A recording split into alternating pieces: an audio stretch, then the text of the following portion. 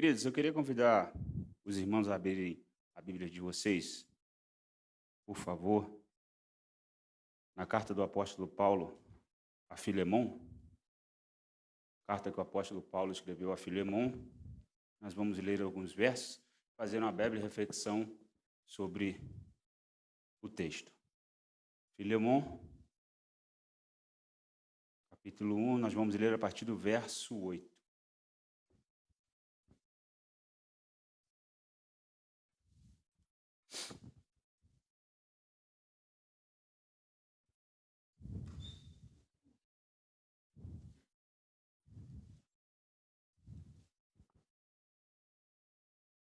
Barulhinho de folha.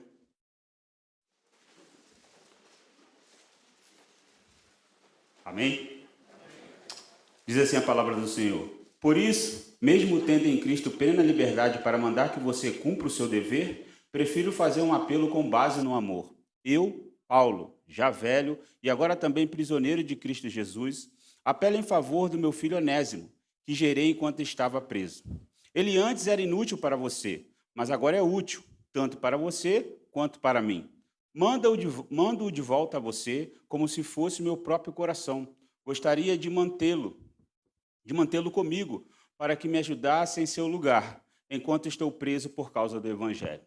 Mas não quis fazer nada sem a sua permissão, para que qualquer favor que você fizer seja espontâneo e não forçado.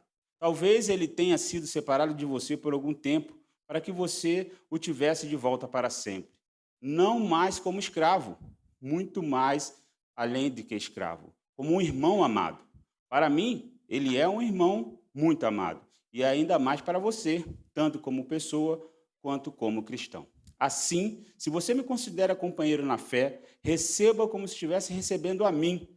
Se ele o prejudicou em algo ou deve alguma coisa a você, ponha na minha conta. Eu, Paulo, escrevo de próprio punho, eu pagarei, para não dizer que você me deve a própria vida.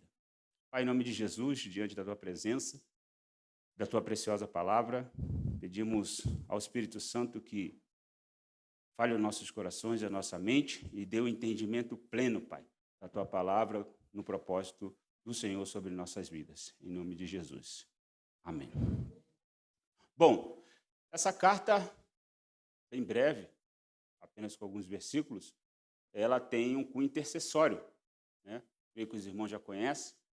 Paulo intercede por Onésimo, a Filemon, por conta de alguma coisa que Filemon fez, que Onésimo fez a Filemon. Provavelmente o roubou ou fugiu, porque ele era um escravo de Filemon. E aí, pela obra de Deus, Onésimo acaba se encontrando com Paulo em prisão e Paulo leva o evangelho até ele.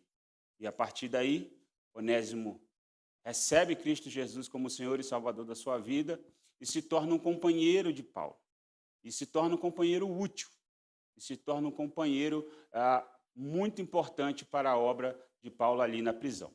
Mas, se a gente for reparar, Onésimo tinha uma vida antes. Uma vida de escravo. E cometeu um ato muito sério naquela época. Porque para os romanos, o escravo ele devia total obediência ao seu senhor. E, dependendo do que ele fizesse, ele poderia ser punido até com morte. E foi no caso de Onésimo. Então, Paulo, convivendo com Onésimo, vendo sua profissão de fé, vendo a sua vida, ajudando Paulo, contribuindo com Paulo para a disseminação do evangelho, intercede a Filemon. E é interessante que ele faz até uma pressãozinha santa, né, para Filemon. Não que eu deva dizer para você que você me deve sua própria vida, mas recebe o menino aí para mim.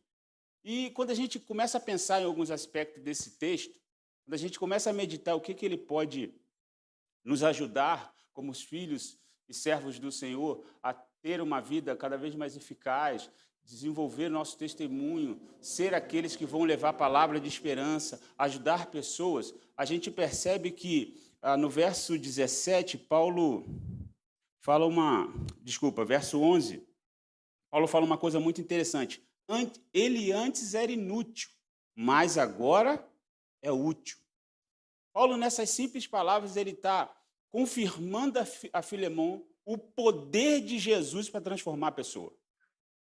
O poder de Jesus de tirar alguém de uma situação terrível e torná-lo uma nova pessoa. Ter uma vida transformada de fato. Não uma vida transformada pelo que se fala, mas uma vida transformada pelo que vive, pelo que projeta na direção do outro. Olha o que ele diz. Ele antes era inútil para você, mas agora é útil, tanto para você quanto para mim. Testemunho do poder de Jesus de tirar a pessoa do lamaçal do pecado, de tirar das profundezas das trevas, de tirar, de transformar, de dar uma nova perspectiva para essa pessoa, de fazê-la entender o que Cristo quer que ele seja, de entender o que Cristo quer que ele faça. Então, Paulo apela a Filemão dizendo, ele era inútil, mas agora é útil. Jesus o alcançou, Jesus o transformou. Por isso ele é útil. Mas não é útil só na questão social, mas principalmente útil para o reino do Senhor. Útil para o próprio Senhor. Útil para alcançar outras vidas. Útil para transmitir a mensagem, para entregar a mensagem de salvação do Senhor. Então, Paulo expressa isso, deixa isso muito claro sobre o poder de Jesus para transformar pessoas. Outra coisa interessante é que Paulo continua descrevendo as palavras para Filemão e ele deixa clara a sua compaixão por Onésimo. O verso 17 ele diz, assim, se você me considera companheiro na fé, receba-o como se estivesse recebendo a mim. Paulo demonstra compaixão pela vida de Onésimo. Paulo se coloca em favor de Onésimo. Paulo se coloca como uma muralha para proteger Onésimo. Paulo se coloca no lugar de Onésimo para Filemão. Para que Filemão alcance o que realmente Paulo estava pedindo a ele. Então, esse ato de compaixão também precisa ser vivido pela igreja do Senhor hoje, por nós. De nos colocarmos como muralhas para proteger aqueles que precisam. Seja em qualquer situação. Na casa da Cristolândia, daqueles que estão com problema na drogadição, situação de rua, ou problemas graves que a drogadição traz para a sua vida. A igreja se coloca como um muro para proteger esses que precisam. Então, Paulo deixa isso muito claro quando diz, assim, se você me considera como companheiro na fé, receba-o como se estivesse recebendo a mim. Nós precisamos falar isso para aqueles que estão precisando de ajuda. Às vezes, nós temos pessoas que estão ao nosso lado, mas por não olharmos para o lado, nós não percebemos que ela precisa de ajuda. E isso precisa ser vivido por nós. A compaixão de nos colocarmos no lugar do outro. De entendermos a dor do outro. Porque Paulo bem sabia qual era o problema de Onésimo. Paulo bem sabia que se Onésimo chegasse a Filemão sem uma intercessão, Filemão poderia tomar uma decisão equivocada, ainda que já era um servo do Senhor Jesus. Por quê? Porque ele é humano, e o humano continua errando. É ou não é? Quem não erra aqui? Ele levantou a mão, né? Então, nós erramos. Às vezes, pelo calor da emoção, tomamos decisões equivocadas, falamos coisas que não devíamos. Porém, quando há aqueles que se colocam como muro para nos proteger, o outro entende a nossa situação. E foi o que Paulo fez para Onésimo. Se colocou ali como uma muralha, protegendo Onésimo de qualquer pensamento equivocado que Filemão poderia ter sobre ele. E Paulo deixa claro para Filemão que é o seguinte, você tem que receber ele não como escravo, apesar de ter direito sobre ele, mas como um irmão. Esse é o poder de Jesus. Nos faz sermos irmãos e termos comunhão uns com os outros. Então, Paulo demonstra a sua compaixão, Paulo demonstra também para Filemão o poder de Jesus, mas também Paulo, ele é um instrumento de bênção na vida de Onésimo. Olha que interessante. Verso 18. Se ele o prejudicou em algo ou deve alguma coisa a você, ponha na minha conta. Paulo, escrevo de próprio punho, eu pagarei. Paulo não só demonstra compaixão, vive a compaixão na vida de Onésimo, mas também é um instrumento de bênção para suprir a necessidade, a carência que Onésimo tinha diante de Filemão. Paulo se coloca como aquela ponte que vai transmitir para Filemão quem era realmente Onésimo. E se colocando como aquele que ia pagar a conta daquilo que Onésimo devia a Filemão. E a Cristolândia é isso. A igreja do Senhor, quando sustenta o projeto, é isso. Tem essa mesma ação, tem esse comportamento espiritual, tem essa mesma direção que Paulo teve com Onésimo. Eu queria que só os acolhidos da Cristolândia levantassem, por favor. Só os acolhidos. Todos. Só os acolhidos. Esses são os nossos Onésimos contemporâneos. Esses são os nossos Onésimos que Deus deu para que a gente mostre o poder de Jesus. Ministre compaixão sobre suas vidas e seja instrumento de bênção na vida deles. Louvem a Deus com as suas palmas, porque onde estariam? Onde eles estariam? Pode sentar, queridos. Obrigado. Esses são os nossos Onésimos. Nós temos a responsabilidade de cuidarmos deles. Você viu o testemunho do Ricardo, você viu o testemunho do Felipe. Eu poderia chamar vários outros aqui. Você veria o quanto você tem contribuído para a vida deles.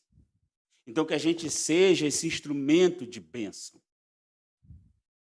Que a gente se permita, que a gente se coloque na disposição de ser um instrumento de bênção na vida daqueles que realmente precisam. E eu sempre falo, a gente está falando do projeto Cristolândia, mas isso precisa também ser refletido na sua vida diária, cotidiana, aonde você estiver. E é por isso que nesses 10 anos a gente se alegra, porque Deus tem feito maravilhas. Quando a Cíntia falou, nós vamos fazer a Operação Jesus Transforma, junto com o aniversário cristão, eu falei, e a mulher está bem, não é possível.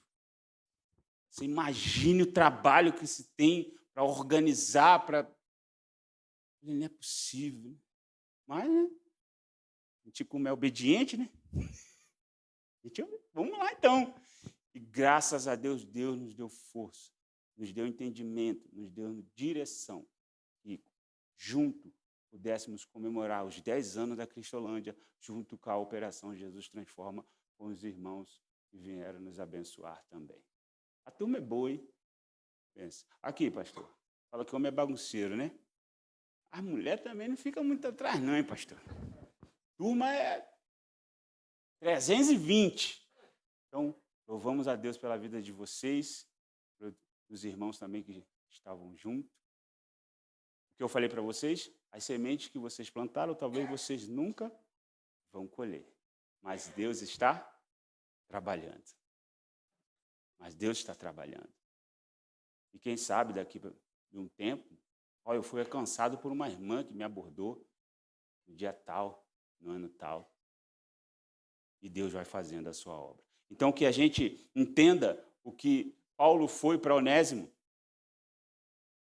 que a gente faça isso na vida daqueles que estão perto de nós e também da vida daqueles que chegam até nós no projeto. Então, fica aqui nossa palavra, que Deus, o Espírito Santo do Senhor continue completando isso no seu coração e desenvolva isso em você. Aperfeiçoe, torne ainda mais excelente aquilo que já é. Porque Deus tem poder para todas as coisas.